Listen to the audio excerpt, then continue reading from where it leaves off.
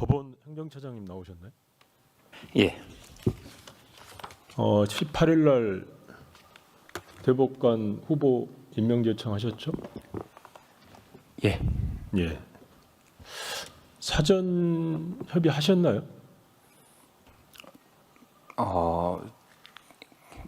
기존의 관례를 존중해서 지속적으로 협의를 해온 걸로 알고 있습니다. 아, 사전 협의를 했어요? 예. 명확히 말씀하십시오. 예, 근데 지금 언론에서 사전 협의를 안 했다라고 하는 것은 뭐죠? 그건 아마 협의와 완전한 합의에 대한 그 개념에서 서로 시각의 차이가 있는 것 같습니다. 그러니까 다시 말씀드리지만 지속적으로 협의는 했지만 결국 최종적으로 합의에 이르지는 못했습니다. 네, 그러면 그 사전 협의가 왜 할까요? 관행처럼 계속 해왔는데 해온 이유가 뭘까요? 시간이 남아서 그럴까요? 그건 대통령의 임명권을 존중해서 그렇습니다. 대통령의 임명권을 존중해서 그런다. 그럴 수도 있죠. 근데 지금 헌법상 어떻게 되어 있습니까? 대법관은 대법원장의 제청으로 국회의 동의를 받아 대통령이 임명한다 이렇게 되어 있죠. 그렇습니다. 이게 저는 뭐 법 전문가가 아니지만 그 취지만 보면 그런 거 아닐까요? 서로 협의 잘해서 임명할 수 있도록 하자라는 게 기본 헌법 정신이 아닌가요? 이제 헌법에서 끝까지 최종 합의에 이르지 못했을 때 어떻게 해야 되는지에 대한 구체적인 규정이 없습니다. 그게 말이 되나요? 합의가 안 됐으니까 나는 일방적으로 하겠다라고 하는 거는데 저도 이제 공무원 생활을 오래 했습니다마는 이런 상황 같아요. 사전 협의를 안 하고 했다라는 것은 제 경험으로 보면 상대방을 그냥 그 쉬운 말로 먹이겠다는 이야기예요. 보통의 저도 이제 공무원 생활을 주로 이제 기재부에서 해서 어떻게 보면 부처의 갑 중에 갑이라고 하잖아요. 여기에 있으면서도 공문을 보낼 때 일방적으로 보낸 적은 거의 없습니다. 충분한 사전 협의를 거쳐서 그 협의가 완료됐을 때 그걸 토대로 한 어떻게 보면 공문은 형식적인 결과물에 이제 불과한 거거든요. 근데 충분히 협의가 돼서 합의도 되지도 않았는데 일방적으로 보냈다라고 하는 거는 한번 엿먹어 봐라라는 그런 뜻으로 저는 비춰집니다. 당시 이제 이은구 대법관의 후임도 임명 제청을 해야 되는 상황에 이르렀고 그래서 정치권이나 여론에서 임명 제청에 대한 촉구가 많았습니다. 그래서 불가피한 선택, 더 이상 미룰 수가 없었던 상황이었습니다. 결국은 이 피해는 누가 입게 돼 있습니까? 원만하게 그 제청 절차가 진행되지 못한 부분에 대해서는 그 국민들께 심려를 끼쳐드려 매우 송구스럽게 생각합니다. 그렇습니다. 결국 국민들이 신속하게 재판을 받아야 되는데 그거를 못 받게 되는 피해는 고스란히 국민들이 받게 돼 있습니다. 지금이라도 그 공문을 철회하고 원점에서 재협의할 용의가 있으신가요? 그 최종적으로 제청 여부는 대법원장께서 결정하시는 문제라서 제가 답변드리기는 어렵습니다. 대법원장님 대신해서 나오신 거잖아요.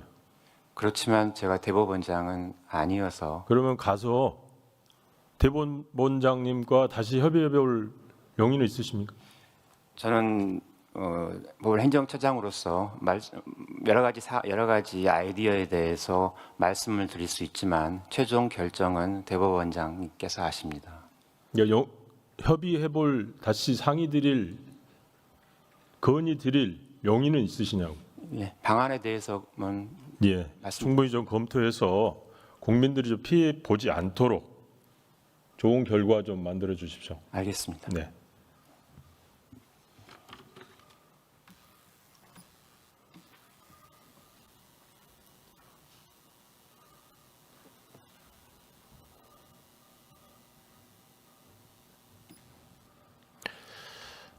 지금 수도권 집중 문제가 엄청 심각합니다. 저는 저 지역구가 광주 서구 갑인데 광주만 해도 호남권의 대표 도시입니다. 여기에 거의 매년 인구가 줄고 있습니다. 제가 2019년도에 처음 부시장을 내려갔었는데 그때 150만이 깨졌다고 그랬었거든요. 지금은 140만이 깨졌습니다. 이렇게 수도권 집중과 지방 소멸이 동시에 추진되고 있는 상황입니다. 굉장히 심각한 상황인데 이런 문제가 최근에만 있었던 것도 아니고 과거에도 계속 있어 왔고 지금도 현재 진행형으로 진행되고 있습니다. 그래서 과거 정부에서도 보면 계속해서 수도권 과밀 정책을 해소하기 위한 정책들을 많이 추진해 왔습니다. 멀리서는 김대중 정부 시절에도 했고 중간중간 이명박 정부, 가장 크게는 노무현 대통령께서 공공기관 이전과 함께 혁신도시 구축하는 이런 정책까지 계속 해왔습니다. 그럼에도 불구하고 지금 보면 결과는 어떠냐라는 걸 한번 봐볼 필요가 있습니다. 여전히 인구의 대부분 50%는 수도권에 집중돼서 살고 있습니다. 수도권 면적은 전 국토의 한 10분의 1밖에 안 됩니다. 그럼에도 불구하고 그 10분의 1에 거의 50%의 우리 국민들이 살고 있고 그다음에 그 GRDP도 거의 절반 이상이 수도권에 집중되어 있습니다. 청년 인구는 더 심각합니다. 전체 인구보다 더 많은 청년들이 수도권에 밀집해서 지금 경쟁하고 있고요. 500대 기업만 봐도 그 본사의 대부분들이 수도권에 있습니다. 70%가 넘고 국가 R&D, 국가에서 추진하는 중앙정부의 R&D 예산만 보더라도 거의 70% 이상이 수도권에서 쓰이고 있습니다. 그러다 보니까 부동산, 자산 포함해서 자산의 격차도 엄청 심해지고 있습니다. 과거에 한 배, 좀 넘었던 것들이 지금 2.6배, 거의 3배에 육박하고 있고, 그래서 대중교통만 하더라도 물론 이제 수도권이 집중돼 있으니까 대중교통망이 잘 돼 있어서 많이 분담할 수 있는 교통 분담률이 높을 수도 있겠습니다만은 수도권은 대중교통 분담률이 50%가 넘습니다. 그런가 하면 우리 전남 지역 같은 경우는 거의 9%대에 머물고 있습니다. 이러다 보니까 계속해서 사람들은 수도권으로 몰려들 수밖에 없습니다. 지방에 가면 일단 불편합니다. 그러지 않겠습니까? 누가 이렇게 불편한 곳에서 살려고 하겠습니까? 이런 정책들을 계속해서 매 정부마다 추진해 왔고 그럼에도 불구하고 이 정도밖에 안 됐다라는 거에 대한 우리 총리님 어떻게 생각하시나요? 네, 제가 1년 동안 공직에 있으면서 지방에 이렇게 자주 다녀본 건 처음인 것 같습니다. 근데 생각했던 것보다 인구 숫자 굉장히 줄고 있고 정책을 보면서 제가 들었던 생각은 좋은 의도로 많은 정책을 핀다고 해서 이게 효과가 나타나지 않고 있는 거기 때문에 그리고 결국은 일자리가 있고 기업이 많은 큰 기업이 있고 그리고 이 기업의 생태계가 만들어져야 이 생활권이 만들어지는 거고 거기에 따른 젊은이들도 머무는 건데 이 정책이라고 하는 것이 굉장히 좀 어떤 것들은 분절적으로 이루어지기도 하고 그리고 그래서 저는 이번 정부 들어서 3대 메가 프로젝트라고 하는 이 기업을 가지고 생태계를 만들고 정주 여건까지 가는 이 전체적인 생태계 구성의 정책이 정말 중요하고 이것이 모범적으로 잘 만들어지면 새로운 부분의 시대가 열릴 거란 생각이 듭니다. 그렇기 때문에 여기에 정말 미래를 걸고 해야 된다는 생각이고요. 그 부분에서 정부가 해야 할 일과 민간이 해야 할 일과 함께 해야 될 일들과 이런 것들을 함께 계획하는 과제를 지금 진행하고 있다고 생각합니다. 네, 총리님 잘 말씀해 주셨는데요. 지금까지 중앙정부에서 추진한 우리 균형발전 정책들을 한번 보면 노무현 정부 때는 혁신도시, 공공기관 이전에서 혁신도시를 추진했습니다. 그다음에 이명박 정부는 대표적으로 5+2 광역권 개발계획이라는 걸 추진했고 그 중심에 30대 선도 프로젝트라는 것을 추진을 했었습니다. 그런 사업들을 쭉 보면 하나만 뭐 해서는 되지 않는다는 겁니다. 즉, 노무현 정부 때 했던 공공기관 이전해서 혁신도시를 육성하겠다. 그게 제대로 혁신도시가 형성이 돼 있느냐라고 일반 국민들한테 여쭤보면 대부분은 고개를 저을 겁니다. 여전히 지금도 유령도시라는 이야기가 나올 정도로 주말 유령도시 이야기가 나오지 않습니까? 이렇게 될 정도로 돼 있고 30대 선도 프로젝트를 중점적으로 했던 이거는 거의 SOC 사업, 어떻게 보면 지역의 민원 사업들을 대거 발탁해서 선정해서 그걸 지원해 줬던 그런 결과, 결국은 한 부분에 대해서 지원을 했다는 겁니다. 그러니까 총괄적으로 누가 종합적으로 그려준 게 아니고 하나하나 따로따로 들어가다 보니까 총리님 말씀대로 어떤 정책 효과가 쉽게 나오지는 않았다는 거죠. 좀 속된 말로 몰빵을 해줘야 되겠다라는 정신 속에서 이루어졌다면 그런 것들이 훨씬 더 효과를 냈을 텐데 그렇지 않았다는 겁니다. 그럼 정책 목표 자체가 좀 잘못된 거 아니냐라는 걸 한번 생각해 볼 필요가 있어 보입니다. 우리 수도권에서 뭔 기능을 하나 떼다가 대표적으로 지금 공공기관 이전 정책이 그렇습니다. 어떤 기능을 떼서 지방에 내려 보낸다. 이것도 굉장한 효과는 있습니다. 인구가 거의 6만 명 이상이 지금 지역에 내려갔다고 하니까요. 효과는 있습니다만은 그게 더 효과를 보려고 하면 모든 부처가 달라들어서 할 수 있는 것을 다 해줘야 되거든요. 다 해줘야 되는 이야기는 무슨 이야기냐면 적어도 수도권하고 경쟁할 수 있는 그런 도시권을 하나 만들어 줘야, 생활권을 만들어 줘야 간다는 겁니다. 우리 국민들이나 우리 기업들이 우리 현행 자유민주주의 지체에서 강제로 저희가 이주시키고 내려보낼 수는 없지 않습니까? 그렇다고 보면 비교 기준은 자기가 생활에 이익이 됐을 때 아니면 기업 입장에서 보면 이익이 될 때 내려가려고 하는 판단을 내리지 않겠습니까? 그렇게 되려면 적어도 수도권에 살았을 때보다는 훨씬 더 아니면 수도권에서 기업을 했을 때보다는 훨씬 더 이익을 얻는다. 아니면 적어도 똔똔이다. 라는 판단이 서야 지역으로 내려갈 수 있다는 겁니다. 이렇게 하려면 앞서 말씀드렸듯이 어떤 한 부분에 대한 어떤 지원이나 뭐 이런 거 해서는 도저히 불가능하다는 겁니다. 그러려면 전 부처가 다 나서서 지금 해줘야 되는 거거든요. 그러니까 국토부의 아니면 산자부의 군영 정책이 거기서만 추진하는 게 아니고 예를 들면 교통망은 국토부, 교육인프라는 교육부, 그다음에 뭐 의료는 복지부, 모든 중앙 부처가 모두 달라들어서 다 해줘야 된다는 겁니다. 뭐 적절한 A인지는 모르겠습니다만은 아이 하나 키우는데 엄마 혼자 키울 수 없잖아요.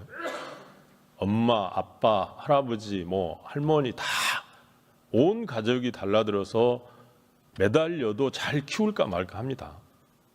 근데 지금 보면 지방 균형 발전 정책이라고 하는 게 굉장히 분절적으로 총리님도 말씀하셨습니다만은 그게 부처별로 각각 따로따로 이루어지고 그게 종합되지 않고 어떻게 보면 지방에서 하나 요구하는 거 내가 하나 들어줄게.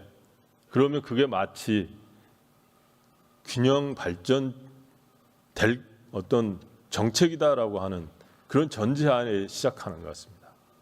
그렇지는 않다는 거거든요. 지방에 가보면 돈도 없고 사람도 없습니다. 정말로.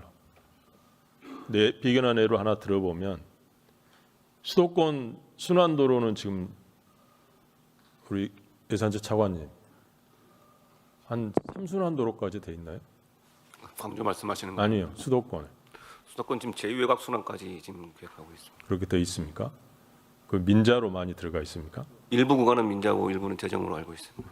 대부분이 재정이죠. 수도권은 대부분 재정입니다. 광주만 해도 순환도로가 하나 있는데 상당 부분이 민자입니다. 왜 이렇게 돼 있을까요? 수도권에는 집중적으로 그렇게 투자가 되는데 국비가, 지방에는 투자가 안 됩니다. 돈이. 또 하나, 비근한 예로 광주 공항 이전 한번 보겠습니다. 광주 공항 이전하는데 기부대 양해 방식으로 하라고 합니다.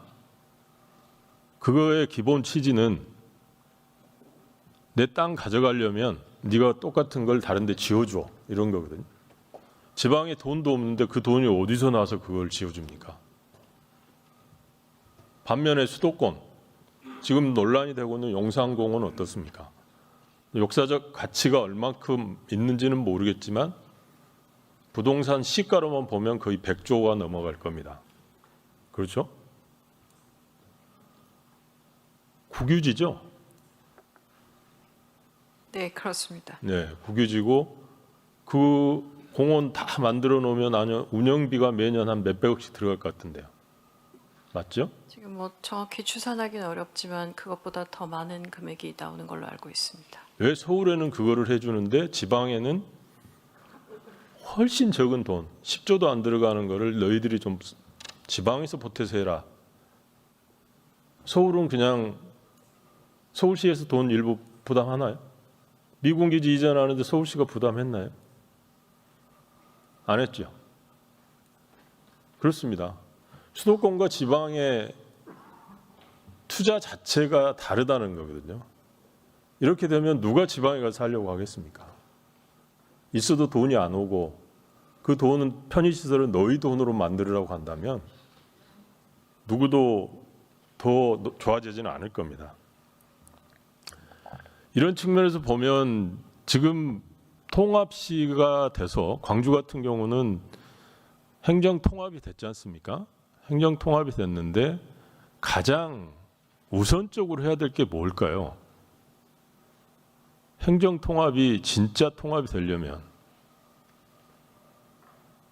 생활권 통합이 돼야 되겠죠. 그 생활권 통합이 되려면 가장 핵심적인 인프라가 뭘까요? 총리님, 교통 인프라라고 생각합니다. 교통 인프라고 그거는 생활권 통합뿐만 아니고 기업 지원에도 상당히 필요한 사안 같습니다. 다행히 이번 3대 메가 프로젝트 추진하면서 광주에 서남권 반도체 클러스터를 형성하겠다, 구축하겠다라는 원대한 계획이 들어가 있고 그 800조가 투자되면 실제로 거기에 생활권이 통합이 되지 않으면 기업이 제대로 정주 여건을 마련하고 물류 공간을 물류 시스템을 확보하는 데 굉장히 어려움이 있을 겁니다.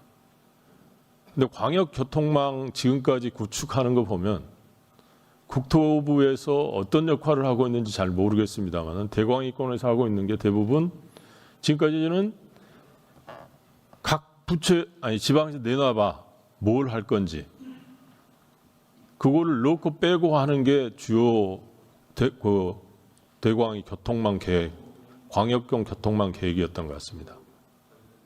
그렇게 돼서는 생활권 우리 지금 5국 3특 정책에서 추진하고 있는 광역권 내 60분 생활권을 구축하겠다라고 하는 게 달성되기 어렵습니다. 대광이가 좀 나서서 종합적으로 지방의 의견과 수렴을 해서 의견 같이 만들어야 60분 생활권 구축이 완벽하게 될 겁니다. 동의하십니까? 네, 그 많은 의원님들이 주택 문제 말씀하실 때도 교통이 같이 설계돼야 된다는 말씀 많이 하시고 지금 산업 관련된 부분에서도 사실 기업들 요구도 빠른 이동과 수송, 물류 이런 부분에 대한 요구들이 있는 거 알고 있습니다. 뭐 교통 부분은 종합적으로 돼야 된다는 전체적인 말씀은 동의가 됩니다. 예. 그다음에 총리실에서 지금 광주특별시 지원위원회 구축하고 있죠. 네, 예, 그렇습니다. 예. 지원위원회에서 시간이 다 돼서 그렇습니다만은 지원위원회에서 우리 대광이랑 좀 협의 잘 해가지고 광역교통망 계획을 충실하게 좀 구축해 주시기 바라고요. 실제로 그 지원위원회 회의가 얼마나 자주 열리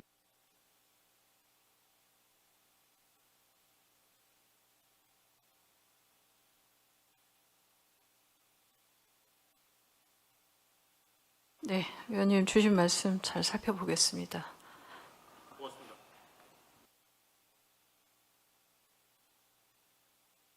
그냥 두고 가셔도 될 것 같습니다. 네.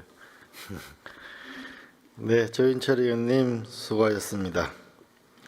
그리고 총님 조인철 의원님 지금 좀 전에 지방 얘기했는데 지방시대위원회가 아직도 법적 기구가 아니거든요. 이 지방시대위원회를 위상을 어떻게 할고 이 지방을 살리는 거를 도대체 대한민국 정부에는 무엇이 책임지고 있는가를 좀 더 명확하게 할 정부 조직법이나 이런 게 개편이 있어야 되지 않을까 싶습니다. 자, 다음은 존경하는 인천 서구갑의 더불어민주당의 김교웅 의원님 질의해 주십시오.